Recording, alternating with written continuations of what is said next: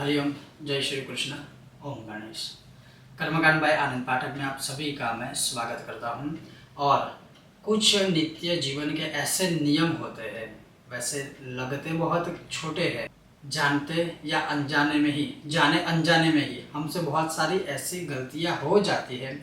और उन्हीं छोटी छोटी गलतियों की वजह से कभी कभी हम अपने बड़े लक्ष्य तक नहीं पहुंच पाते हैं। जैसे घर में किसी का स्वास्थ्य अच्छा नहीं रहता, घर में कलह बहुत रहता है, घर में दरिद्रता का मतलब एक रूप से स्थायी निवास ही हो जाता है, दरिद्रता का विनाश नहीं होता, लक्ष्मी आती नहीं है, आती है तो टिकती नहीं है। ऐसे जो छोटे छोटे ये सारे चीज़ें होती है, वो क्यों होती है? तो आज मैं आपको कुछ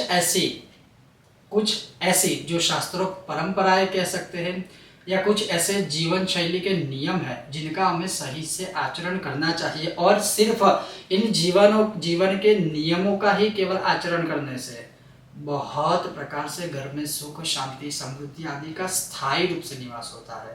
तो कोशिश कीजिएगा, प्रयत्न कीजिएगा। मैं जो आपको आज बता रहा हूँ, हो सकता है आप इन नियमों का पालन करते ही होंगे, या शायद हो सकता है नहीं भी कर सकते हैं या नहीं करते होंगे। तो कोशिश कीजिएगा। सबसे पहला नियम, संध्या काल में कभी भी नहीं सोना चाहिए। प्रातः संध्या काल हो, मध्याह्न संध्या काल हो और सायं संध्या काल हो, इन संध्या काल में ना कभी सोना चाहिए। संध्या काल के समय ना कभी पढ़ना चाहिए। ये सदैव याद रखिए, संध्या काल में ना कभी सोना चाहिए, संध्या काल में न कभी पढ़ना चाहिए। और संध्या काल के समय हो सके तो कभी भी बाहर भी मत निकलिए। हाँ, काम होता है वो अलग बात है, लेकिन संध्या काल में यात्रा करना टालना चाहिए। अब देखिए, इसके पीछे शास्त्रोक्त तो ये सारी चीजें हैं जो मैं आपको बता रहा हूँ, और संस्कृत में लिखा है, ये सभी पुराणों में आपको मिल जाएगा, ग्रंथों में, निर्णय आदि, सिंधु आदि में आपको मिल जाएगा। मैं सीधा आपको हिंदी में ये ट्रांसलेशन करके बता रहा हूँ।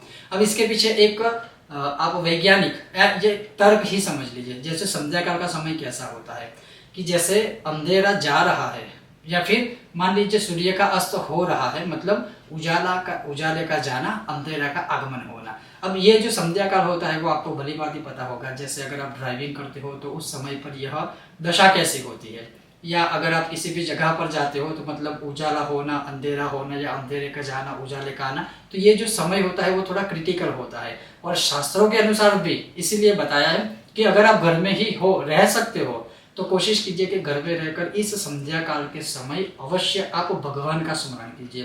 क्योंकि संध्या काल एक ऐसी स्थिति है, संध्या काल एक ऐसा समय होता है जिसमें बुरी शक्तियों का उद्भव होता है, अच्छी शक्तियों का अस्त होता है। हालांकि कभी अच्छी शक्ति अस्त होती ही नहीं है, लेकिन कहते हैं कि अंधेरा आता है और उजाला जाता है तो बुरी शक्तियों का फिर आगमन होता है, उसका प्रभाव बढ़ने लगता है। उस समय पर अगर हम आध्यात्मिक कार्य करते हैं, पूजा पाठ आदि करते हैं, संध्या करते हैं, मंत्र जाप आदि करते हैं, तो हमें उस शक्तियों से लड़ने के लिए बहुत सारी शक्ति प्राप्त होती है। उसके सामने हम बच सकते हैं, उससे बच सकते हैं। हमारा एक कवच बंधारण होता है, मतलब आप जो भी मंत्र जाप आदि भक्ति पूजा पाठ करते हो तो उससे हमारे शरीर के आजू आसपास एक गोल कवच धीरे धीरे क्रिएट होता है, बनता है, जो हमें सुरक्षा देता है। तो प्रयत्न कीजिए, संध्या काल में कभी सोना नहीं चाहिए, चाहे वो सुबह की संध्या काल हो, या फिर दोपहर की बात है मध्याह्न संध्या काल हो, या फिर सायंकाल की बात हो। हाँ, कोई अस्वस्थ है, गर्भवती महिलाएं हैं, छोटे बच्चे हैं, उनको ये कोई नियम लागू कभी भी नहीं होते हैं। दूसरी बात, जितना हो सके आप प्रयत्न अवश्य कीजिए कि ब्रह्म मुहूर्त में ही उठे, और ब्रह्म मुहूर्त में ही ये जो सारी पूजा पाठ आदि पद्धति है वो ब्रह्म मुहूर्त में करने की कोशिश कीजिए। सोना सबको अच्छा लगता है, लेकिन थोड़ा सोने का त्याग करेंगे तभी तो जीवन में आगे बढ़ेंगे। तो कोशिश कीजिए ब्रह्म मुहूर्त में उठकर ये सारी क्रियाएं कर लेनी है। तो ब्रह्म मुहूर्त में उठना, किसी भी संध्या काल के समय कभी भी नहीं सोना, खास करके संध्या काल में कभी नहीं पढ़ना, मतलब आधा घंटा पौना घंटा है वो आप अवॉइड कीजिए। अगर आपको सच में सही से विद्या प्राप्त करनी है तो संध्या काल में मत पढ़िए। उसके बाद जब भी आप बाहर से आते हो, जैसे छोटे बच्चे हैं स्कूल से आते हैं, तो हम कहते हैं कि पहले अपना हाथ पैर मुंह धो लीजिए, फिर आप खाने खाने बैठिए, ये है। उसी प्रकार से अगर आप जॉब पर से आते हैं, उसी प्रकार से अगर आप बिजनेस से आते हैं, उसी प्रकार से आप बाहर से घर में जब आते हैं तो पहले अपने हाथ मुंह धो लीजिए। अगर संभव है स्नान कर लीजिए, तभी जाके घर में लक्ष्मी का स्थायी रूप से निवास होगा। और इसके पीछे तो वैज्ञानिक कारण होते हैं। जैसे आप अगर जूते पहनते हैं, शूज़ पहनते हैं, तो फिर अगर आपको भी पता है कि अगर ज़्यादा देर तक अपने पैर उसमें रहेंगे तो फिर उसमें से एक गंदी बदबू आती है। ये सारी तो ये घर के वातावरण को बिगाड़ता है, उससे रोग उत्पन्न होते हैं। ज्ञान है, विज्ञान भी है। तो कोशिश कीजिए जब भी आप बाहर से आते हैं या बच्चे स्कूल से आते हैं, सबसे पहले या तो स्नान आदि करवाइए या फिर संभव है तो हाथ पैर मुंह आदि उनके धोए। उसके पश्चात ही आप चाहे खाना खाइए, नाश्ता करें। तो यह एक नियम लीजिए। दूसरा नियम, उसके बाद दोनों समय प्रातः संध्या और मध्याह्न संध्या में संभव है तो धूप प्रज्वलित कीजिए। अब धूप मतलब मैं ये नहीं कहूँगा कि कोयला लाइए उसमें ये डाले वो डाले, जो अभी आजकल ज़माने में तो धूप रेडीमेड मिलते हैं, लेकिन अच्छा प्रकार का जो भी धूप मिलता है प्रातः संध्या सायंकाल संध्या में अवश्य धूप प्रज्वलित कीजिए। इससे भी घर में जो भी नकारात्मक शक्तियाँ है वो सब मर जाएगी। इसमें भी मैं आपको बता दूँ साइंटिफिक रूल्स क्या है, साइंटिफिक नियम क्या है कि जो धूप बनता है, जैसे दशांग आदि धूप है, अष्टांग धूप है, पंचांग धूप है, तो उस धूप में जो हमारे आयुर्वेदिक द्रव्यों का प्रयोग किया जाता है, उस आयुर्वेदिक द्रव्यों के जलने से, धूप करने से घर में जो भी बैक्टीरिया होते हैं, जिससे घर में अस्वस्थता पैदा होती है, आरोग्य अच्छा नहीं रहता है, और ये जो सारे बैक्टीरिया होते हैं वो सब मर जाते हैं, जल जाते हैं, और घर में कभी भी किसी को कोई रोग आदि नहीं होता है। फिर भी अपने स्वास्थ्य के अनुसार इस नियम को फॉलो आचरण करने का अवश्य आप प्रयत्न कर सकते हैं। तो दोनों संध्याओं में आप धूप बत्ती या धूप प्रज्वलित करने का प्रयत्न कीजिए। उसके पश्चात जब भी प्रयत्न हो, जब भी संभव हो, सदैव परिवार के साथ ही बैठकर खाने का प्रयत्न कीजिए। एक समय हो, 2 समय हो या 3 समय खाते हो तो 3 समय हो, जब भी हो सके सदैव अपने परिवार के साथ बैठकर खाने की कोशिश कीजिए। उसी प्रकार से जैसे हर 15 दिन में एक बार एकादशी आती है, या तिथि के अनुसार हम देखें तो प्रतिपदा से फिर 11वां दिन एकादशी का होता है। तो कोशिश कीजिए एकादशी का व्रत करें और उस दिन केवल फलों का आहार, जिसे फलाहार कहा जाता है, सिर्फ वो कीजिए। शरीर बहुत अच्छा रहेगा। फिर से कहूँगा, गर्भवती महिलाएं, अस्वस्थ जो है शारीरिक रूप से छोटे बच्चों, उनको यह नियम फॉलो करने की आवश्यकता नहीं है।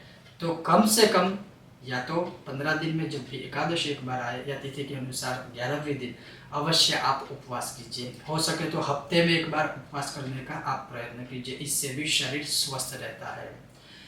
कोई एक दिन ऐसा बनाइए, जैसे शुक्रवार है, मैं शुक्रवार थोड़ा प्रिफेयर करूँगा, आपको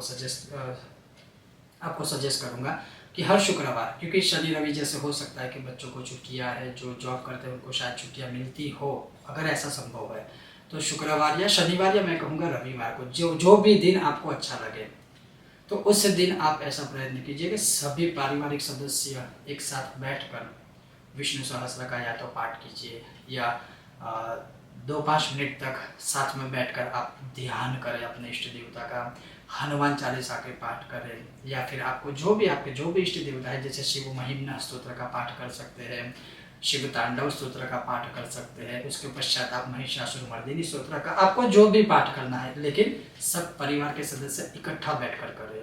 हो सकता है तो भजन भी कीजिए, भजन कीर्तन मंत्र धुन आदि कीजिए, वो भी एक अच्छा नियम है। कोशिश कीजिए हफ्ते में एक बार बैठकर, क्योंकि अभी तो मैंने देखा है बहुत लोग ऐसा नियम लेते हैं कि हफ्ते में एक बार चूल्हा घर में नहीं जलाना है, मतलब रेस्टोरेंट में ही खाना जाना है। क्यों? क्योंकि ताकि घर में सबको थोड़ा रेस्ट मिले। अच्छी बात है, मैं मना नहीं करता हूँ, अच्छी बात है कि घर की स्त्रियों को, महिलाओं को थोड़ा आराम मिले। तो क्यों ऐसा नियम नहीं बना सकते हैं कि घर में इकट्ठा बैठकर हम भगवान का स्मरण कर सके। भगवत गीता का पाठ कीजिए, आप एक दूसरे के साथ चर्चा कीजिए भगवत गीता के श्लोकों के ऊपर। ये कहाँ गलत है? ये आपको इकट्ठा रखेगा, परिवार में प्रेम परस्पर रखेगा, कलह का निवारण होगा, भगवान की भक्ति मिलेगी, सब अच्छा वातावरण क्रिएट करेगा। तो ये एक नियम लेने की कोशिश अवश्य कीजिएगा। जहाँ तक हो सके रोषम करोति दोषः, क्रोध मत कीजिए, क्रोध सर्वस्व विनाश करता है। हो सके तब तक किसी भी प्रकार का कलह है उसका निवारण का सर्वोत्तम एक ही उपाय है, बैठकर जिस कारण से कलह हुआ था या होने वाला है, तो बैठकर सबसे पहले उस प्रश्न का समाधान निकालिए, कलह कभी होगा नहीं। तो ऐसे छोटे छोटे बहुत सारे नियम होते हैं। जैसे एक और कि संध्या काल के समय चाहे वह प्रातः काल हो, मध्याह्न हो या सायंकाल के समय। कभी भी झाड़ू मत लगाइए। संध्या काल के समय कभी भी झाड़ू घर में मत लगाइए, ये बहुत बड़ा दोष है, ये ना करें। दूसरी बात, आपके घर में जो मंदिर आपने रखे हैं, मंदिर के अंदर जो भगवान रखे हैं, मैंने ये विषय बहुत बार उठाया है, जब आप उसके ऊपर ऐसे उंगली घुमाओगे तो धूल हाथ में आएगी, उंगलियों में धूल आएगी। तो क्या ये सही है? आप स्वयं सोचिएगा। मंदिर सदैव स्वच्छ रखें। मंदिर के ऊपर किसी भी प्रकार का कोई वजन ना रखें, कोई भार ना रखें, उससे भी घर में काफ़ी भारीपन रहता है। भगवान के ऊपर कोई भार रखने की कोशिश मत कीजिए। मंदिर के ऊपर कोई भार ना रखें। मंदिर स्वच्छ रखिए, भगवान को स्वच्छ रखिए। तो ये कुछ छोटे नियम हैं, लेकिन जीवन में बहुत बड़े बड़े परिवर्तन ला सकते हैं। यहीं से शुरुआत करने का प्रयत्न कीजिएगा। ये थे ऐसे कुछ छोटे छोटे नियम, बड़े बड़े बदलाव ला सकते हैं। और ऐसे बहुत सारे मेरे पास है जो शास्त्रों को पढ़कर एक एक पंक्ति में मैं अभी एकत्रित कर रहा हूँ। समय समय के साथ आपके सामने प्रस्तुत करता जाऊँगा। आपको यह विषय वीडियो कैसा लगा मुझे बताइएगा, और अगर आपको यह विषय वीडियो पसंद आया है, बिना भूले लाइक कीजिएगा, अधिक से अधिक शेयर कीजिए, और चैनल पर नए हो तो सब्सक्राइब करके घंटी का आइकॉन दबाइए, ताकि आने वाले हर वीडियो की सूचना आपको सर्वप्रथम प्राप्त हो सके। सब अपने परिवार का ध्यान रखिएगा। आप सभी का हृदयपूर्वक धन्यवाद। ओम गणेश, जय श्री कृष्ण, श्री राम कृष्ण हरे।